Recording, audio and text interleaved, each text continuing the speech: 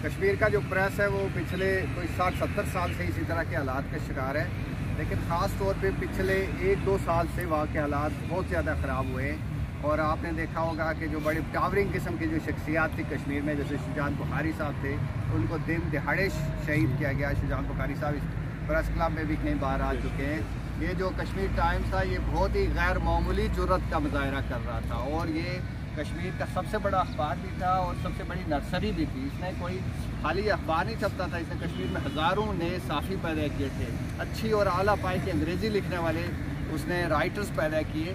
तो इसके जो मालिक थे एडिटर वेद वसीम साहब, वो भी इस प्रेस क्लब में तशरीफ़ ला चुके हैं कई बार, और वो बहुत बड़े साफ़ी थे। उन्होंने तहरीक आज़ादी कश्मीर के हवाले से, इंसानी हकूक़ के हवाले से, सिविल लिबर्टीज़ के हवाले से बहुत जानदार किरदार अदा किया। और उनकी बेटी उन्हीं के नक्शे कदम पर चल रही थी। ये जो अनुराधा भसीन आपने देख रहा होगा ट्विटर पे भी, और काफ़ी इसके बारे में बातचीत हो रही है सोशल मीडिया पे, जिनका पहले उनसे घर खाली करवाया गया, फिर उनका दफ्तर बंद किया गया, फिर श्रीनगर वाला दफ्तर बंद कर दिया गया।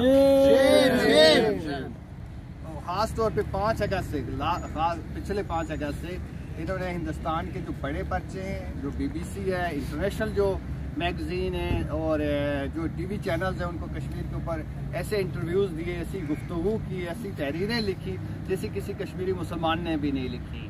तो इतनी बेबाक, इतनी ज़रूरतमंद ये खातून है कि जिसका कोई तसव्वुर हम पाकिस्तान में भी नहीं कर सकते।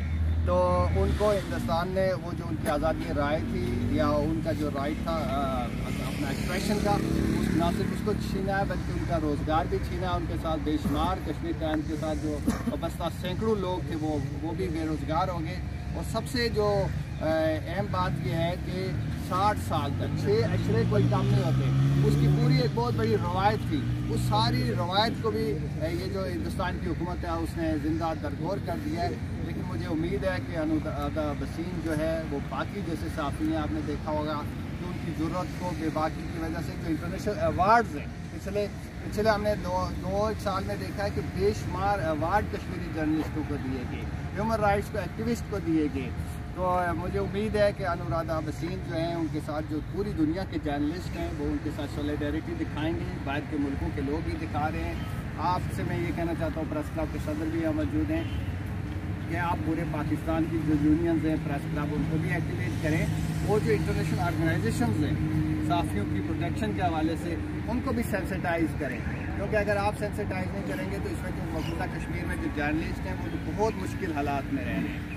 और वो आप समझ लें कि जो वहाँ का मीडिया है उसको उन्होंने सरकारी हैंडआउट्स तक महदूद कर दिया है। तो ज़रूरी ये है कि इंटरनेशनल जो कम्युनिटी है वो भी इन चीज़ों पे अपनी आवाज़ बुलंद करे, क्योंकि ये जो राइट ऑफ एक्सप्रेशन है ये ग्लोबल राइट है, इंटरनेशनल राइट है। ह्यूमन राइट्स का जो ये की कंपोनेंट्स में से है, ये किसी एक मुल्क तक, किसी माशरे तक महदूद नहीं है। बहुत शुक्रिया।